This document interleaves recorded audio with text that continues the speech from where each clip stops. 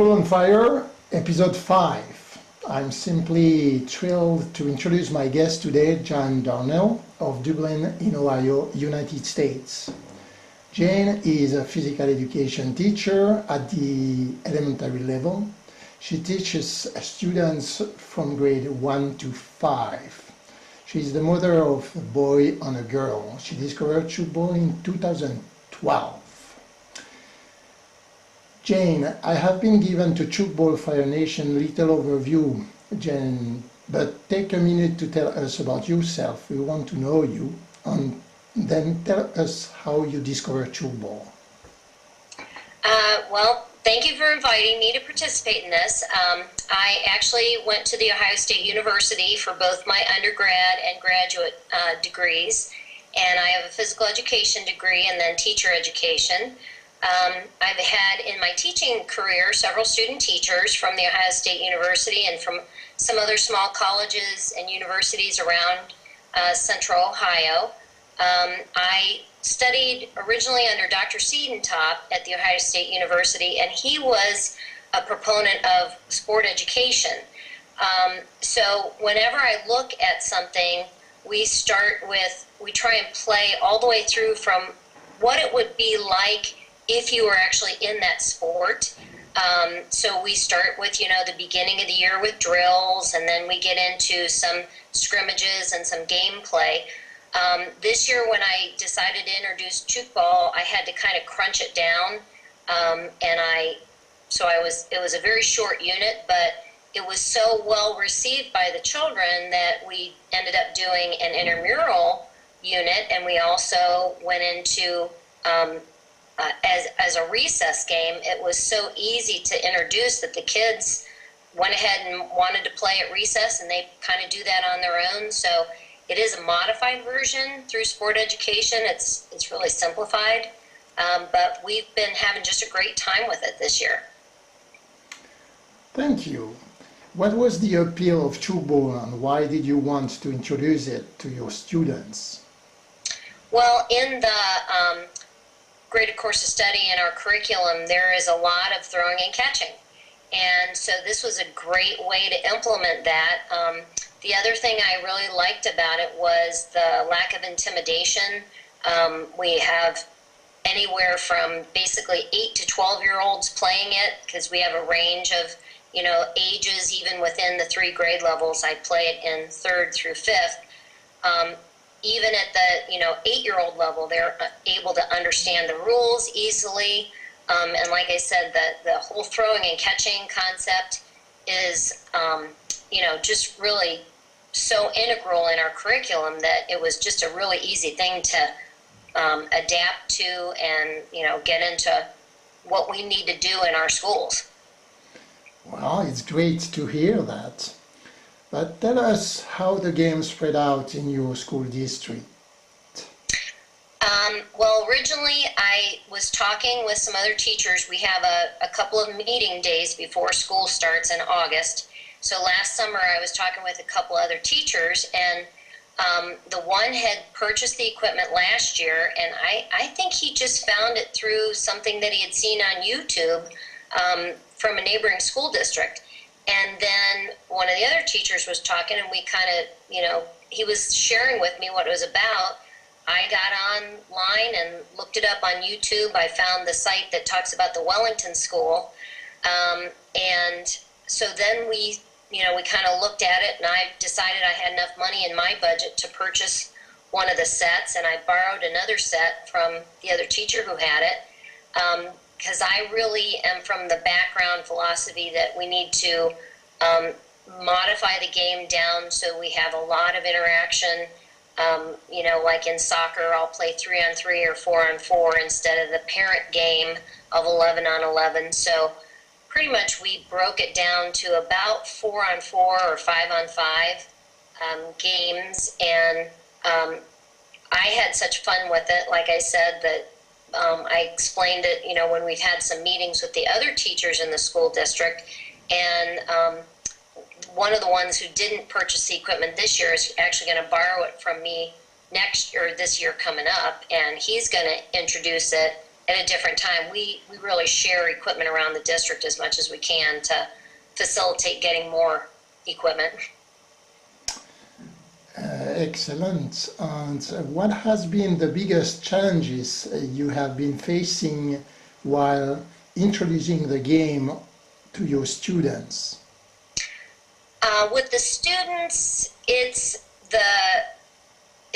kind of funny because the one rule about no interceptions, no intimidation, that's a little bit hard for them because we have played lacrosse, we play basketball, and all those kind of sports, you have a specific defensive job, and most of the time we play person-to-person defense, so they still want to do that.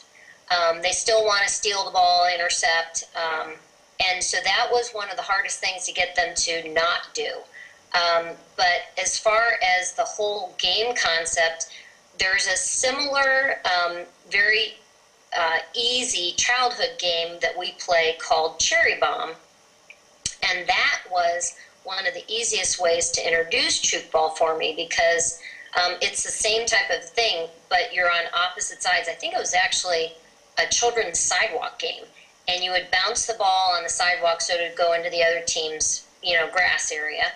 And if they caught it, it was no point. If they didn't catch it, it hit the ground, it was a point. So it's the basis of Tchoukball. So that was really easy because we play that in first and second grade. So I could, draw on that experience that the children have had and the whole, bouncing and catching and, spread out a little bit so that you're not crashing into each other or call the ball. All those things that we've already done, it was very easy to translate that into Tchoukball. Very well. And tell us about Tchoukball today in your district. You already talked a little bit about how you discovered Tchoukball, but what are your plans to get the word out? Well, as I said, we've got 2 of the buildings out of 12 elementaries have already introduced it with the students.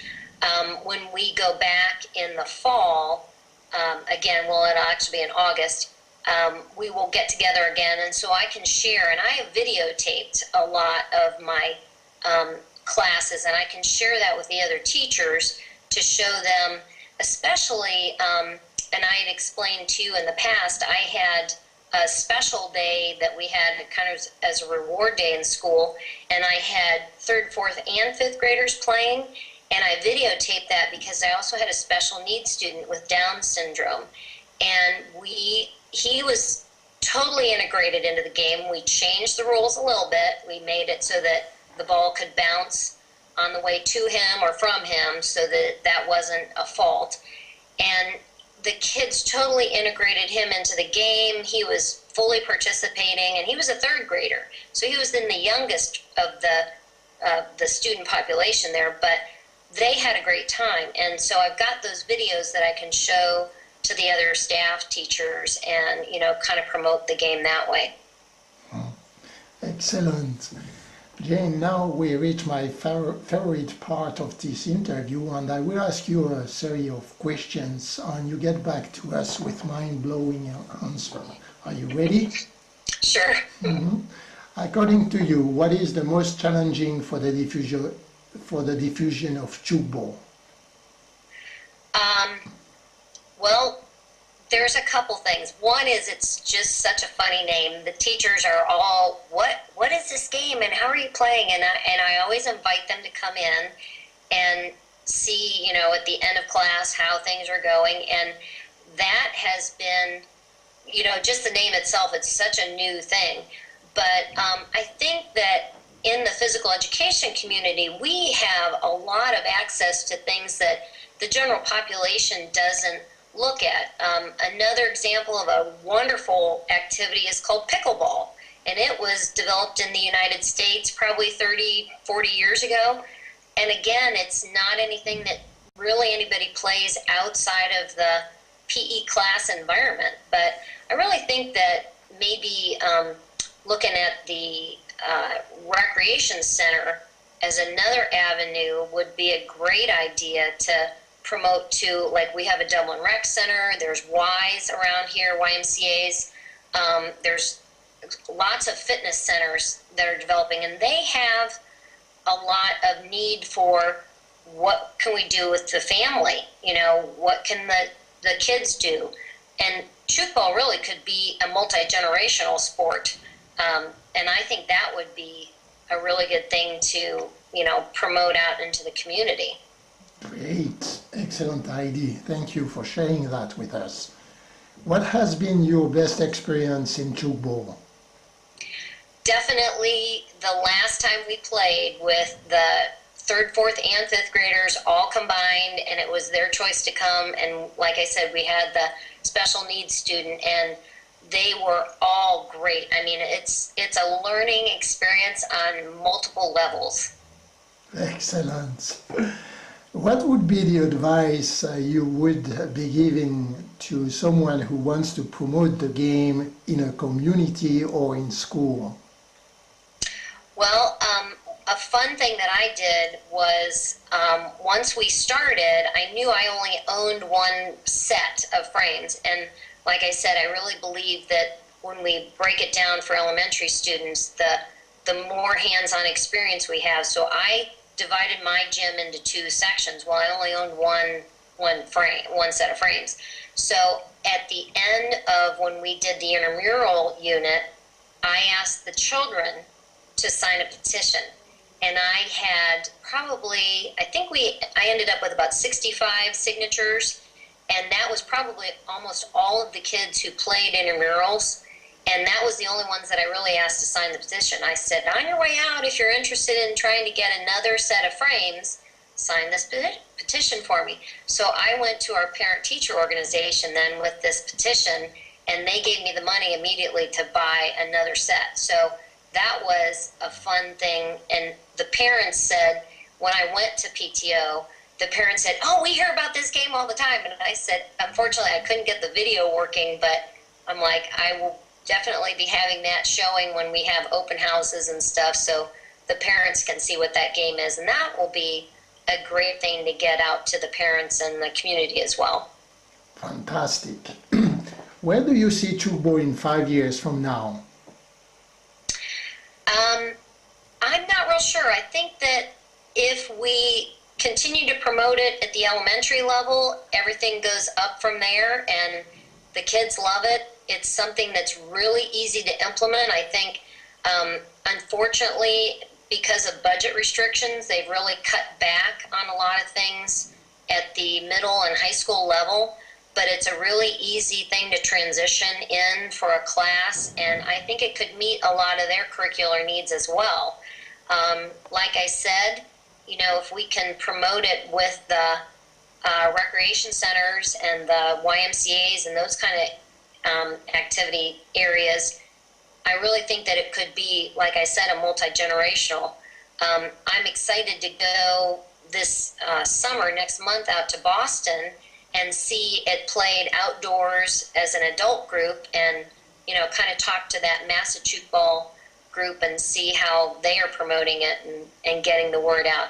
I actually have a daughter who lives in the Boston area, and she was a volleyball player, and she was an outside hitter, and I really think that she would enjoy the game. She hasn't really seen it yet, and so I'm excited to kind of take her there and see, because the overhand throws are so much like what you're doing for a hit in volleyball, and I think that would be a way for her to get back into some sports stuff as a recreational level too. Excellent. Jane, you have been giving us some great advices on information, and we thank you for that. Please give to Tchoukball Fire Nation a piece of guidance, share how we can find you, and we will say goodbye. Well, you've got me on the tchoukballfire.com. I think that's great. I would be happy to talk with anybody. Also, I'm on Facebook with the Tchoukball group, so I've connected with some people who are one of the people that is in, I think, South America. I think it was Brazil, had already Facebook friended me, and if they want to Facebook friend me and we can contact the way you and I have, that would be awesome too. I'd be happy to talk with anybody. Thank you. All the listener could find all the links and resources you mentioned today on www.tchoukballandfire.com/Jane Darnell. Thank you for being so generous with your time, Jane, your experience and advice. Tchoukball on Fire Nation salutes you, and we will catch you along the road. Thank you so much.